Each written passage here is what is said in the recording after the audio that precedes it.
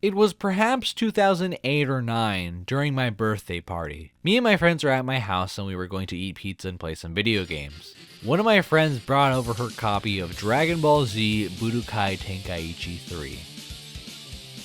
And by God was I hooked. In case you don't know, Mexicans love Dragon Ball. And during this time, I was in the midst of falling in love with the series. Getting home from school and watching 2 episodes of the show was the highlight of my day. And since I'm Mexican, I grew up with a surprisingly good Latin American dub. Dubbed properties in Mexico have a negative connotation of sounding cheesy and not sounding like the characters really should, which for the most part is true, with a few notable exceptions, Dragon Ball being one of them. I didn't know this at the time, obviously, but for the most part, the dialogue is pretty unaltered from the original Japanese. I mean to say that they didn't change the meaning of the conversations like the American dub did. Vegeta was never a tragic, reluctant bad guy in this scene. He was always an a-hole. Por favor, mátalo con tus manos de Saiyajin. He made me what I am. Don't let him do it to anyone else. We also got the original soundtrack. It all just fits so well that at times I forget it's not a Mexican cartoon show. I also collected the action figures. I never actually bought any on my own. I usually got them from my friends. I ended up trading my Iron Man figure for this Super Saiyajin Goku, which at times I regret, but I also don't. Yeah, I kind of wish I had both, actually. I'd also had played one DBZ game at that point, Legacy of Goku 2 for the Game Boy Advance. It was one of my American cousins' games, but they left it at my house by accident, so I got to play that a lot after they left. It's a great game, and I will eventually cover it on this channel, but oh boy, it could not compare to this, or this, or this. It might not seem like much nowadays, but at the time, this thing freaking floored me. It was just so gosh darn cool. Which again, I know means nothing in the larger scheme of things, but hot damn, this was cool at the time. Let me make things clear right off the bat. This is one of the best Dragon Ball Z games ever made. Some would argue that it's the best. If you were to ask somebody for their top 10 Dragon Ball Z games, if this game isn't in the top 3, I'm going to start questioning their sanity, and if it's not in the top 5, then you can just completely dismiss their opinion on almost anything Dragon Ball Z related.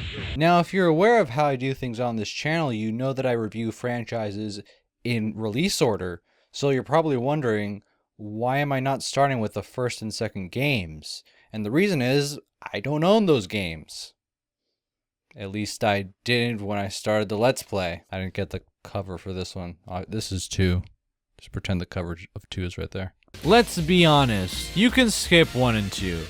1 is very dated and I don't really see the point in playing it at all. Unless you just like playing old games.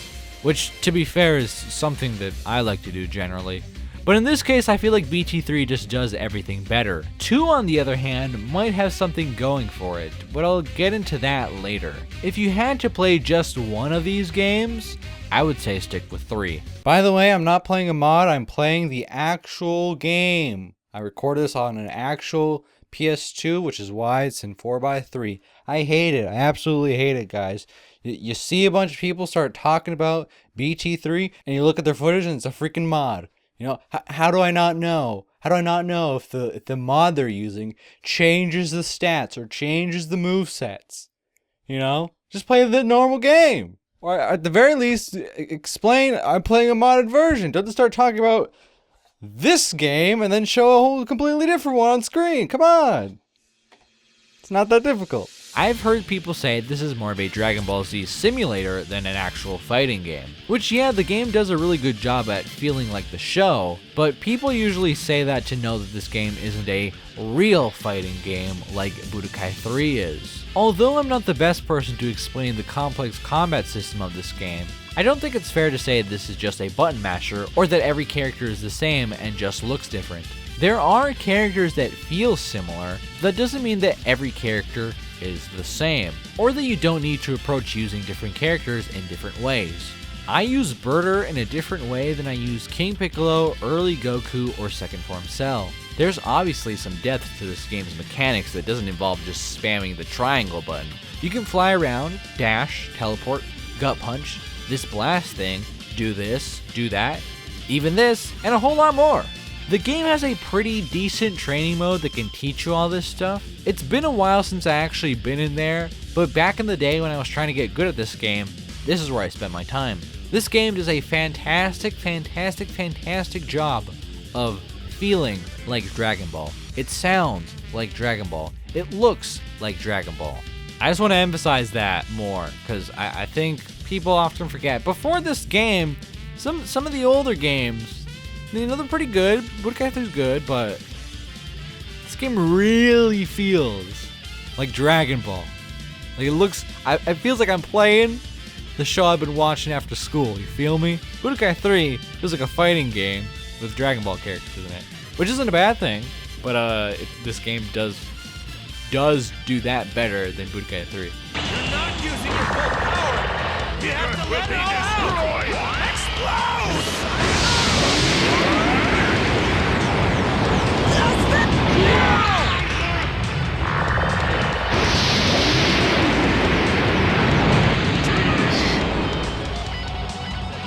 You can also see all the combos you can do if you go to the pause menu, if you would prefer to just do that.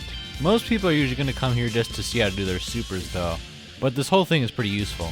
If I had to explain the combo system really quickly to somebody, I'd probably say hit square X amount of times and then follow up with a triangle. This is the most basic of combat skills right here. It is by no means the only thing you can do. If it was, this pause menu would be a lot shorter. It is essentially your bread and butter. Every character will do a specific move depending on how many times you hit square before you press triangle. Some have it better than others. Birder, for example, can do a gut punch after one square, and anything more than that seems to result in a triple kick. It's important to note that if you do the same move 2 times in a row, the enemy will be pushed further away from you. Same thing happens if you just spam the punch button, with the exception if you're in max power mode. This is the game's way of trying to stop the player from just spamming the same move over and over and over again. So it's more difficult to use a character like Birder than it is to use a character like Goku. And before any BT2 fans bring it up, yes, you could perform cancels in that game, and for whatever reason, they were removed from this game. This was an intentional decision because the training mode of BT2 taught you how to do them, so it wasn't just something that was left in the game unintentionally. So 2 has that over 3. Now sadly, there really isn't any way the game prevents you from just spamming supers. You can charge up your ki pretty quickly, and from there do attacks that do the same amount of damage as a decently sized combo. The CPU will spam these attacks a lot. I've noticed that certain characters spam more than others. There's no option to just turn these supers off. If there were, people could be forced to actually learn the combat system this game is packing. But most people just charge, get close, and then let one rip. You are locked on to the other fighter at all times, unless your opponent does something to break your lock. That could either be hitting you with a Taiyoken or getting hit with an ultimate. This mechanic is way more important in the first 2 games. Here you might not even notice it at all. The camera does a pretty good job at always giving you the best angle, but if it doesn't do that for whatever reason, you can always switch sides with the right analog stick. It's not a free moving camera, it's actually pretty similar to the camera in Super Mario 64. Things are at their worst when your opponent is above or below you.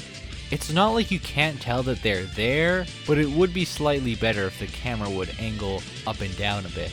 We have both normal sized characters and giant ones, which primarily consist of the Ozaru. They are not by any means on the same scale as they were in the manga, but they're still significantly bigger than you. They cannot be grabbed, they seem to have armor frames that only a few characters can ignore. This means it's pretty much impossible to do normal combos on them, so you're most likely going to end up hitting them with supers to take them down. They are a novel character type, but the novelty wears off pretty fast. They're slow, kinda boring, and seem to throw a lot of rocks. Putting them against one another isn't that much better either. I could do without them, to be completely honest. Characters are not balanced. They are not on an equal playing field by any means. Gogeta is objectively the best character, and Mr. Satan is obviously also the best character. Oh, look at him, he's pretending not to be damaged by it. Pfft, get out of here. Shit. You can make him even better though with these items you can equip. It's not exactly like the capsule system from Budokai 3, but if I had to compare it to something, it would be that. Some are real simple, like just making you do more damage, and others range all the way to starting you at full blast gauge. By the way, this is the blast gauge. They allow you to do utility moves like Wild Sense and Explosive Wave, and they let you go into full power mode, which you need to do ultimates and just generally cool stuff. But anyways, you can really deck a character out with these things. You need to use Z points to unlock a character's potential, which gives you more slots. A great way of getting Z points is playing the story mode, the main mode of the game.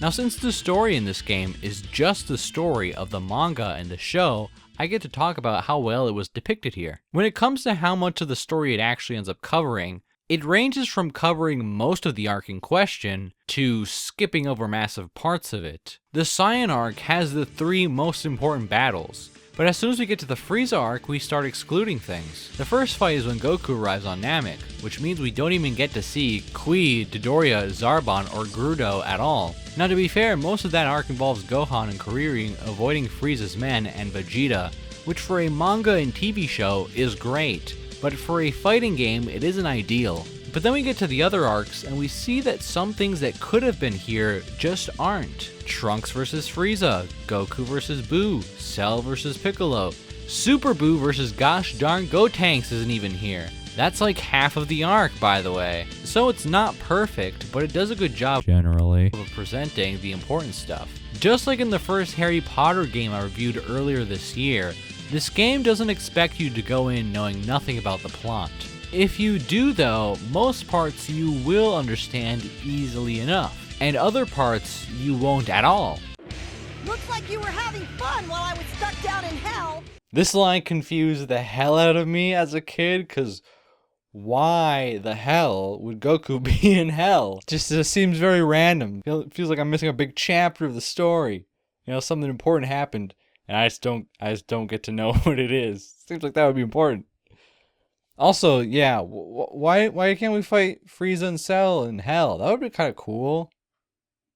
What the hell, game? I just realized that right now. There are also 2 important moments in the series that aren't handled in the best way here. Those would be Goku going Super Saiyan for the first time, and Gohan going Super Saiyan 2. The Goku one isn't terrible, they got the look almost dead on, but the planet wasn't in this bad shape when it happened, and his undershirt was still mostly intact. This moment from the Cooler movie actually looks more like the actual moment from the series, which is funny. I guess technically the moment is in the game, just not where it's supposed to be. And Gohan, well, wait, did we not get the moment? Hold on. Why was he in Super Saiyan already there? Is that right? I don't think the game would be that stupid to not show us the moment he goes Super Saiyajin 2. Right? No, what? This game sucks. I understand that these are very, very minor details, but they're also 2 of the most important moments in the series. So although this doesn't ruin the game by any means, it is a bit distracting and disappointing. My only guess with the Gohan one was that they knew they weren't going to be able to recreate it appropriately, so they didn't even try, which if that's the case, that's pretty lame.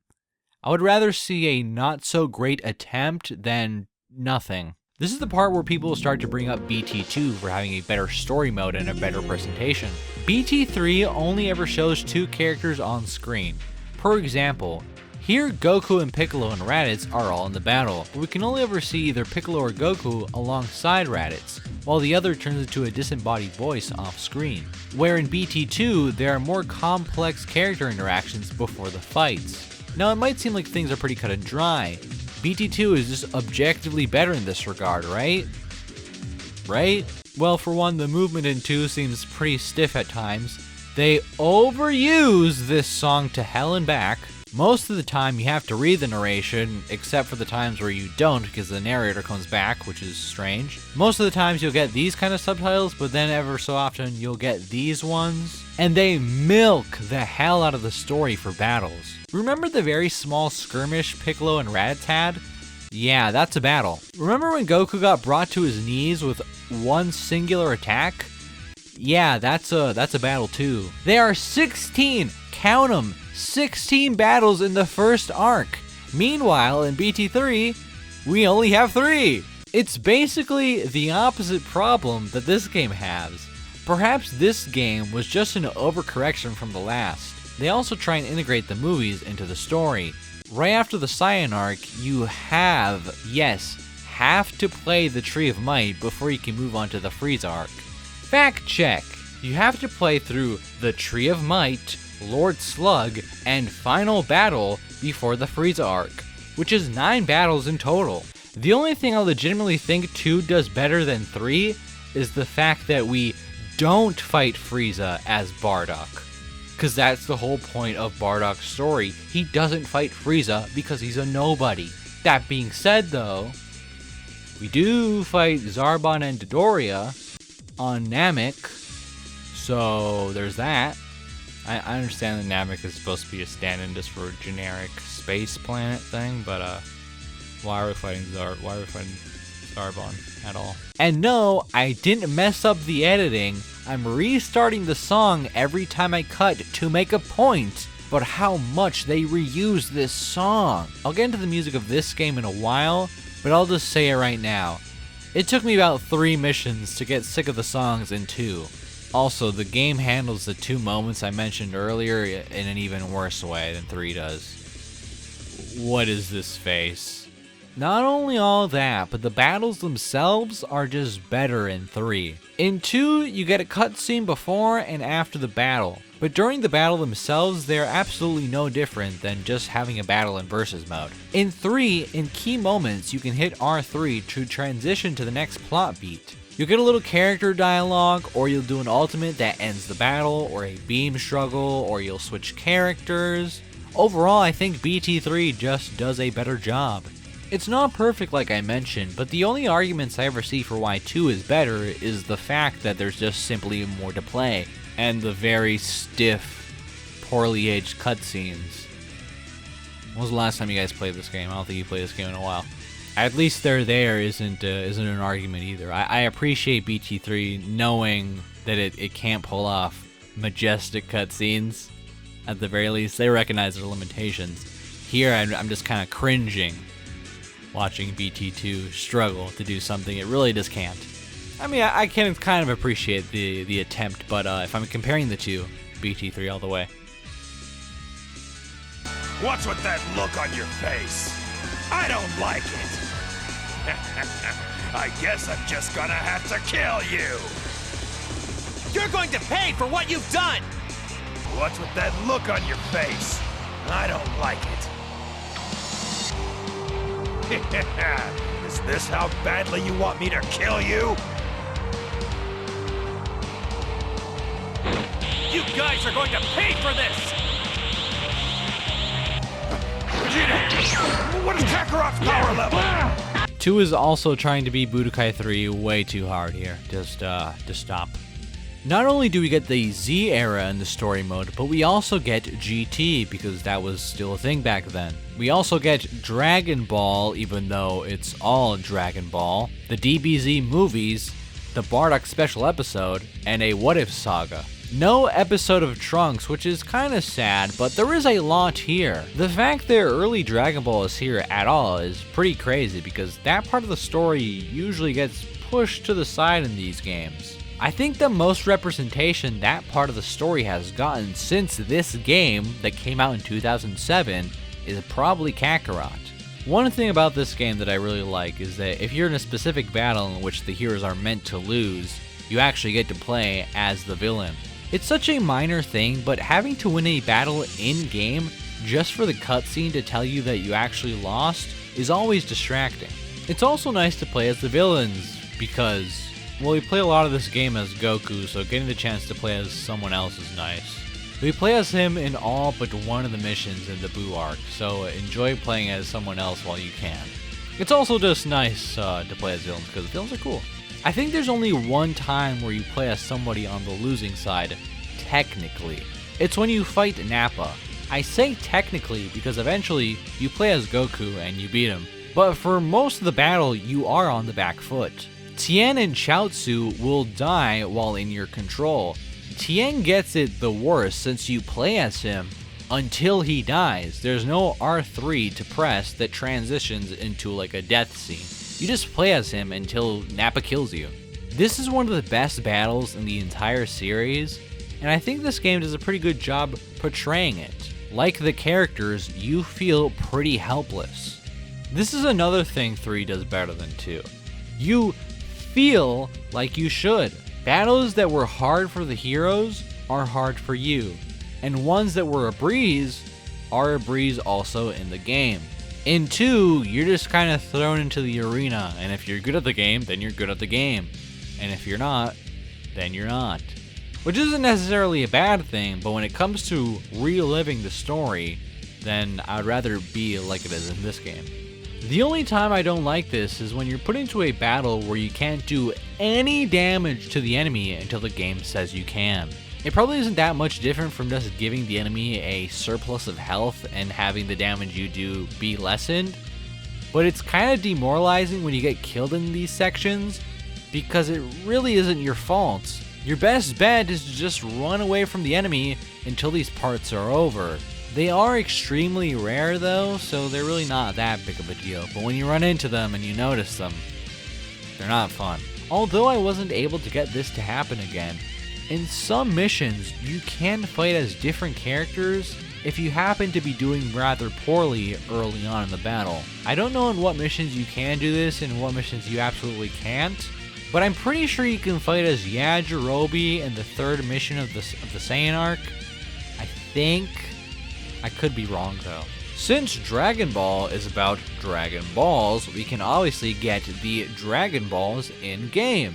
You can find these by destroying the environment in a Dragon History level. If you want to find them, the best way to do so is to pick a level like the fight against Vegeta and just dash into things until you find one eventually. You can get 3 different kinds of dragons: the OG, the Namekian, and the GT one. The list of the wishes you can get aren't too interesting. It's nothing like getting a breakthrough in B3. It's obviously still needed if you want to unlock all the characters in 100% the game though. Speaking of B3, let me compare the two. Although I do like the overworld map in that game, I think this game just does a better job at letting you relive the story of Dragon Ball. Mainly because in B3, you have to play a character story from the character's point of view. And unless you're backing out of the story mode after each battle and re-entering it as a different character, you're only going to be able to experience a very specific part of the story at a time. Here, you don't really have that problem though, which is why I prefer it a little bit more. What If mode is also pretty interesting. It is what it sounds like. I think there could have been more missions here though. Some of them feel kind of redundant, like the Saiyan War. It just kind of feels like we already kind of did that, but slightly different. Also the fight against Urale.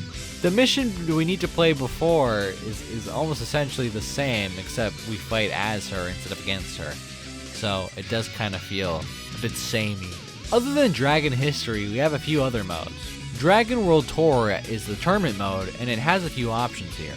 Some pretty basic stuff like the Cell games, in which it's just a series of battles in the Cell arena, but there's also options that have a bit more going on in them.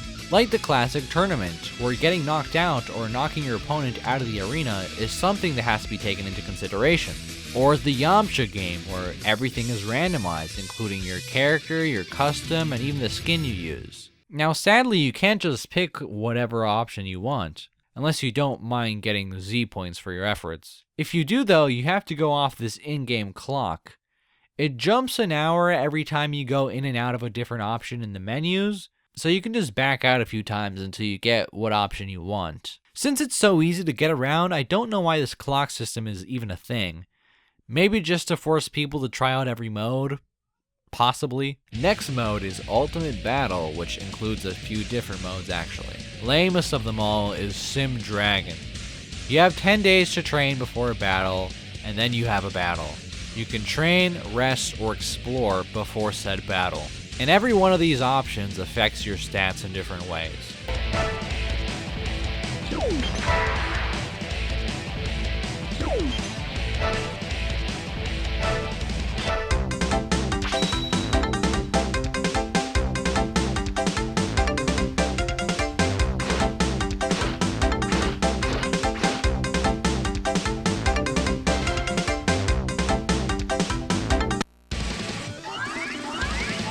Really, the only reason why you want to play this mode is to unlock more Mission 100, well, missions. These are semi-themed battles you have to beat with either a team with a specific amount of destruction points or with one or two characters of your choosing. DPs are points based on the character's power level, and really are just a quick way of telling who is stronger.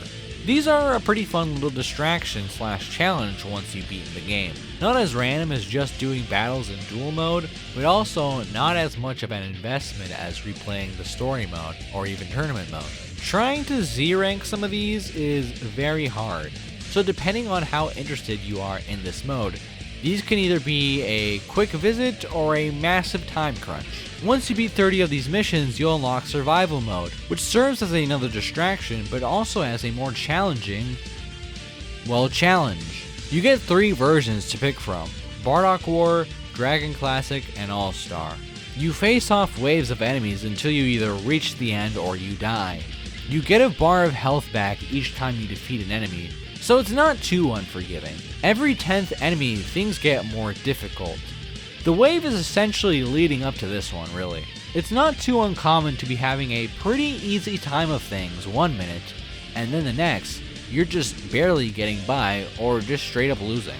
I really like this mode, but at times it can be pretty hard to replay over and over and over again. Since it has this strange difficulty curve, you might find yourself bored with how easy things can be, and then frustrated that you lost seemingly out of nowhere. Now you can select character customs in this mode, so if you really want to, you can go into it with an overpowered character. Having to play as a single character the whole time is a bit stale, especially since there's a lot of waves in these modes. I would have loved the option where you don't regain health at all, but you get a full team of 5. It would have made us have to play more strategically, trying to switch characters at the right moment. Since like in most fighting games, if you switch out your character and keep them in the back long enough, they will eventually regain some health. It never goes past your current health bar you're on, so it's not like you can be on the brink of death and then get fully healed if you just stay in the back long enough. I honestly doubt we're going to get this mode back for the next game, but if we do, I would like to see this implementation into it. From what I remember, the first 2 are pretty similar in difficulty, but All-Star is definitely the hardest. I don't think I've ever actually gotten to the end.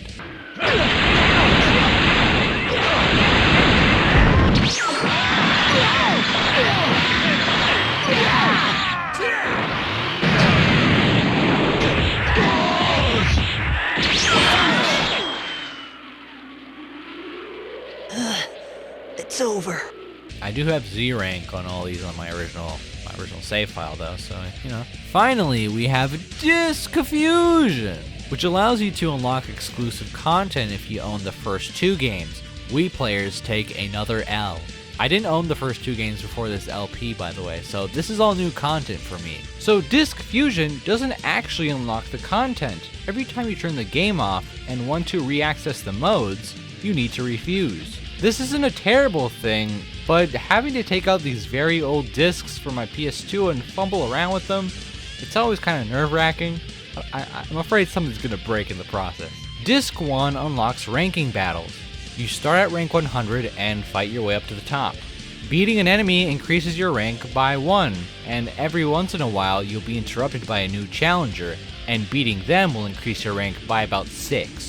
Things don't get that difficult until you hit about rank 30, and then things get really out of hand when you hit rank 5. They really make you work for that top ranking, which is a good thing, but I really wish there was a way to quickly restart the battles, because in those last 5, they're pretty hard, and a lot of the times you need a good start in order to win, and sometimes you're gonna recognize, okay, this just isn't the run. There's no way to quick restart. You have to back out, you have to hear 17 scold you for being a loser, and you have to mash the button to get through the dialogue, and you gotta go through a couple loading screens, and then you gotta do the whole thing all over again. I also don't understand the letter ranking that we receive at the end of the battles. I don't have footage of this, so you're gonna have to trust me. I perfected one of the battles, and I'm pretty sure I got like a B. Why isn't that a Z rank? That makes no sense whatsoever. I think I did get a Z rank on one of these, but I didn't perfect that one. It doesn't make any sense. Why? Not taking any damage should give you a lot of points. It should just basically give you the Z rank. It's goofy. This mode was kind of tedious to get through, not gonna lie. It took a toll on me. It kind of reminds me of Budokai 3's Dragon Arena. I assume this was heavily inspired by that, because they're very similar. Once you hit the top rank, you get an exclusive item. This means that if you don't have all 3 games, you can't truly 100% this game. The game doesn't take these items into consideration when calculating the percentage of your total items, which is a good thing. Because unless you had a guide, there would be no way of you knowing that the things you need to finish it are things that are not in the game. This also means that Wii players can actually get 100% items and they're not like locked out permanently because there's no disc fusion in the Wii version. Disc 2 unlocks Course Battle. This is a combination of survival mode and mission 100. They are semi-themed battles. You regain a bar of health after defeating an enemy, and there can be more than 5 enemies on the opposing team, which is something that's not possible in any other game mode. I like this one way more, mostly because it was way shorter, less tedious, and actually pretty fun. You can do these in any order, and you're given a rank, so there's way more replayability than the ranking battles. It also doesn't take 70 battles to start getting interesting, so there's that too. I really wish there was more of these, since I think the last one is probably the most challenging thing in this game, perhaps other than All-Star Survival Mode. These were a fun challenge. I'm glad I did these. Finally, we have Duel Mode.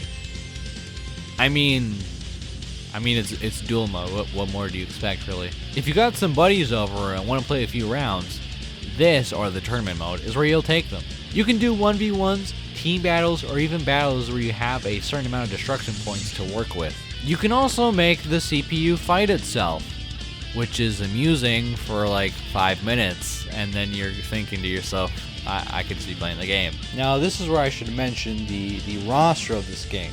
Tenkaichi games are probably most well known for their massive rosters. 98 characters in 161 forms, according to the wiki. I believe the back of the box says 160 characters though, so I don't know where that extra one is coming from.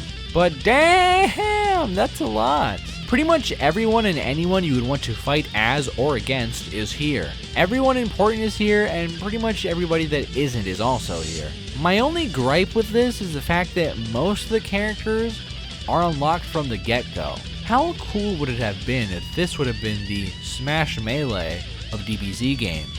You know, in Melee, you had to like work for it, and you have all these stories of people back in the day just, try to unlock characters like Mewtwo, trying to figure out how to do it. We don't really get that here, because I think like probably even more than half the roster, honestly, are unlocked from the get-go, which isn't inherently bad, but I would have liked to work for the characters more. You still kind of do that, like getting Future Gohan. When I did that as a kid, I was like, hell yeah, Future Gohan. Most of the characters are just kind of there. Some you get from the story mode, which is fine, but I would have liked to have to explore the other game modes more to unlock these things and do other things, like playtime in the duel mode or whatever, Now, although we do have a surplus of characters, there are some characters that appear more than others. Goku has a few different iterations. We have early Goku, mid Goku, end Goku, GT Goku, Kid Goku, and I think that's all of them.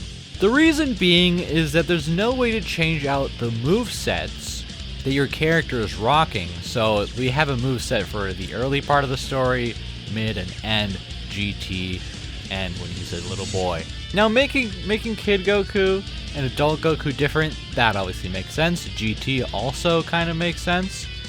But we have 3 different Gokus here that could have been one if you just allowed us to change out movesets. So, there's some characters here that could have been reduced to just one if you allowed us to change the movesets and you expanded what kind of costumes you allowed us to pick for them. It's not a big problem, honestly. I've never really understand why people care, but there could have been a slimming down of the roster.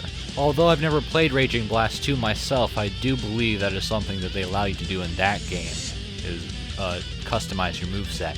Every character has at least 2 alt colors, but some will get up to 4. It's kind of hard for me to complain here since there's so many options in total, but I still will. Why can't I play as Goku in just the blue undershirt?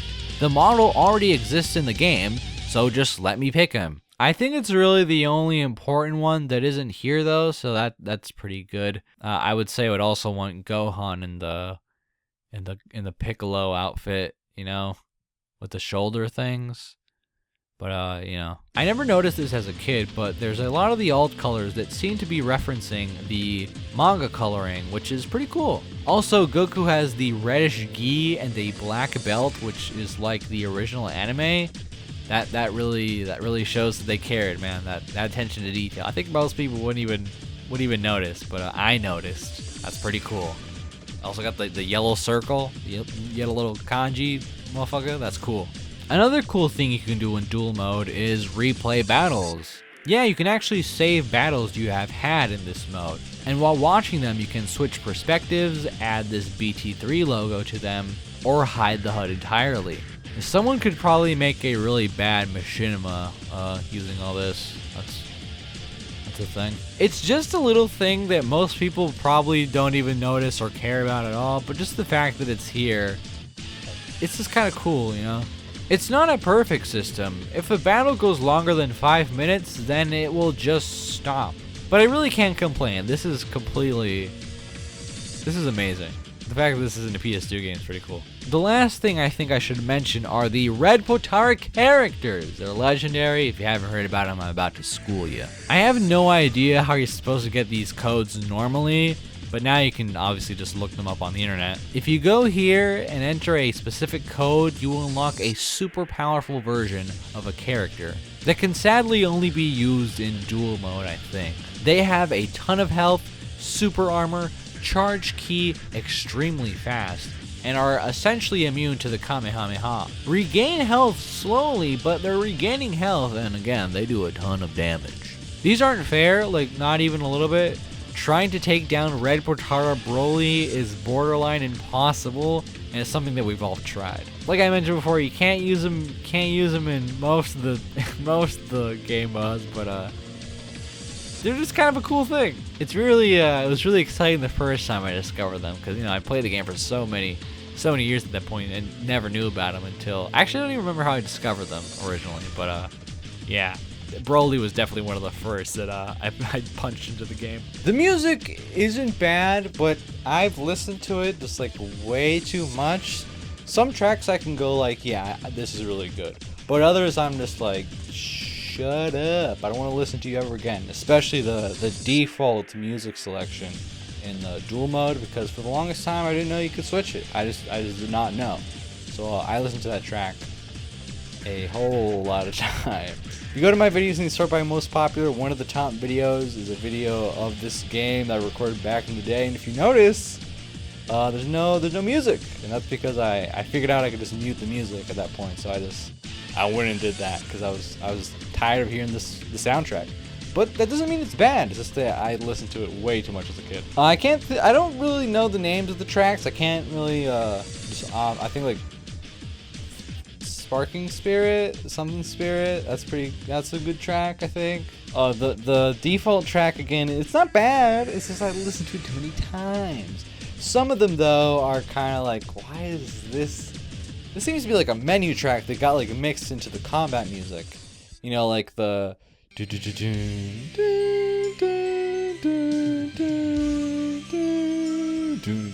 That one.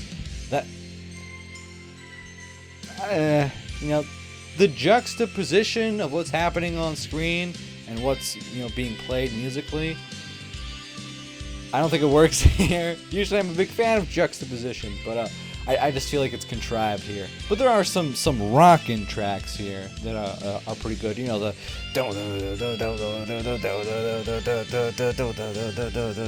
yeah, that one. You guys remember that track?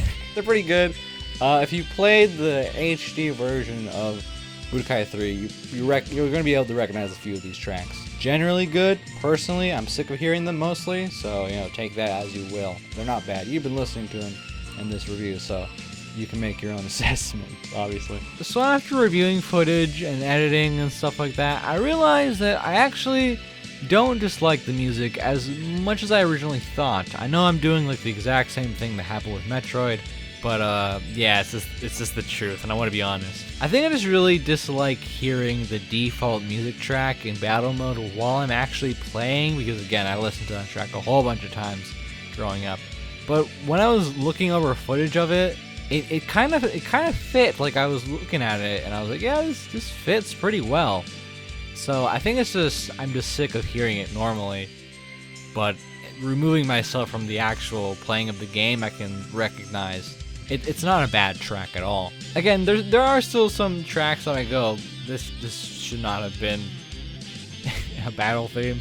But I think generally the music of this game is pretty decent. I also want to clarify that the music in the second game, it isn't all terrible, but that one track, there's like 2 or 3 tracks actually that get reused way too often.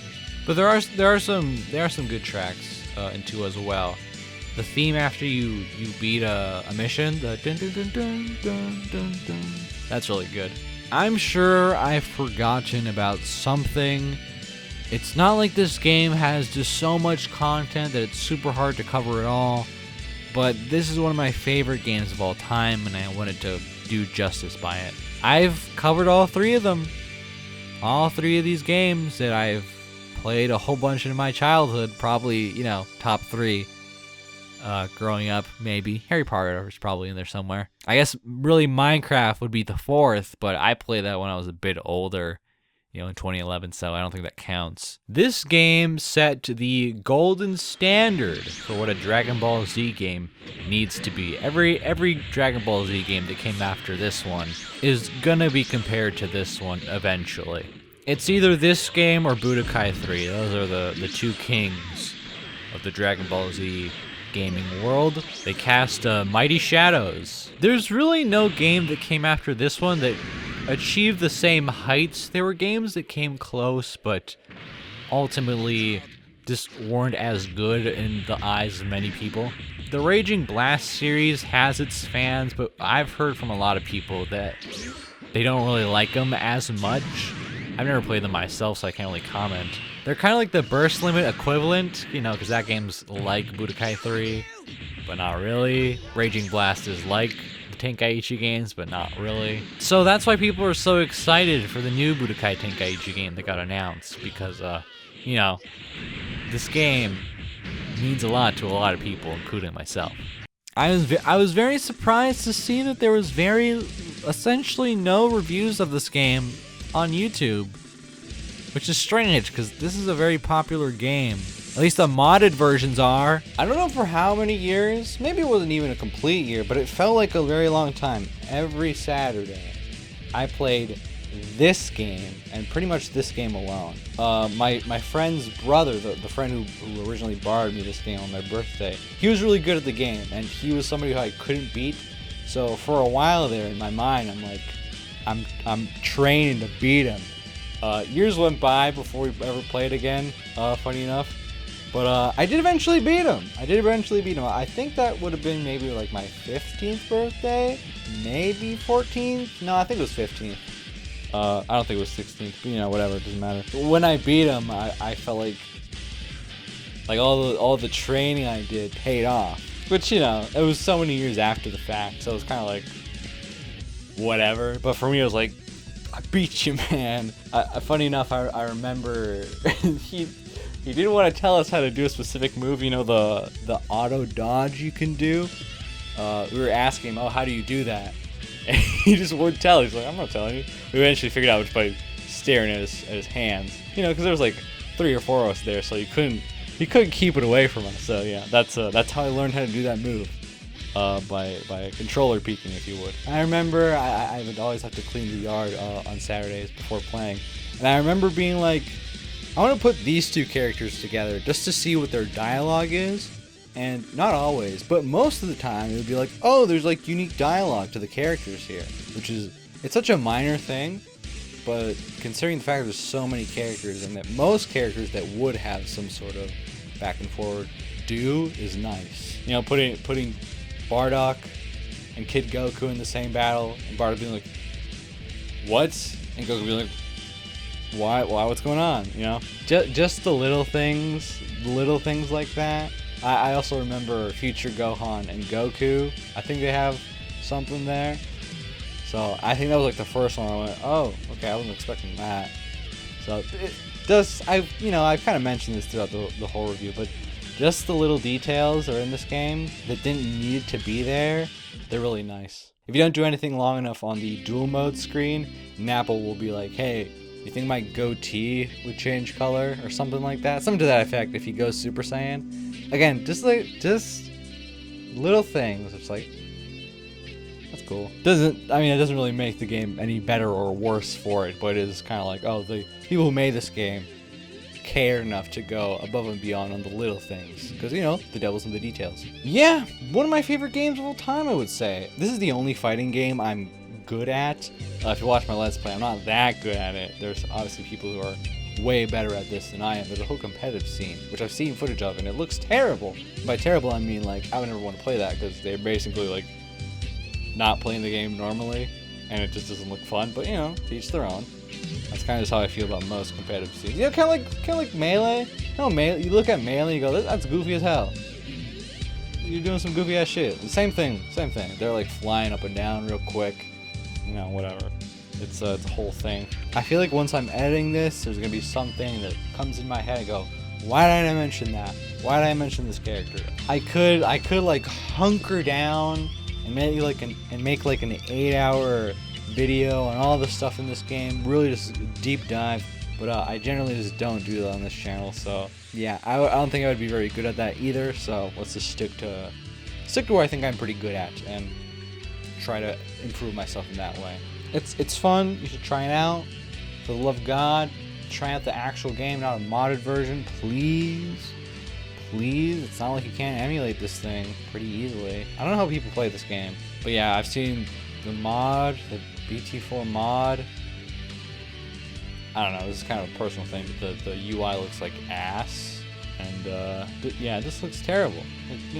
I feel that way about most mods. I feel like most mods butcher the UI in games.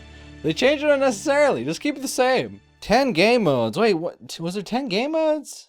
On the back of the box it says 10 game modes. I'm assuming they're including each tournament mode as a separate game mode. Thank you all for watching. Hope you all enjoyed. Leave a comment, leave a like. Tell Gator I'm gonna kick his motherfucking ass. If I can play BT4. And will I be Let's Playing these games or ever reviewing them? Probably not, honestly, because I started playing the first game. It was kind of like, woo. The second game seemed a little better, and I do have to play it for footage for this review, because obviously you saw footage of the game in this review. I haven't recorded that yet, but I will eventually. But anyways, that's this might be the last review in this area. Next review might be somewhere completely different. I don't know if that's true. Maybe we'll get to do the God of War review here too, but if not, then this is the last review here. Leave a like, leave a comment, leave something else, do something else, say hi in the premiere chat if anybody's even here. Last couple premieres, there's been me and somebody else, and that's it. Meme, where have you been, brother? I miss you. Should I change premiere days to Thursdays? Maybe Friday. People are busy on Fridays, maybe. Peace out. I did the wrong hand. I just realized. Peace out.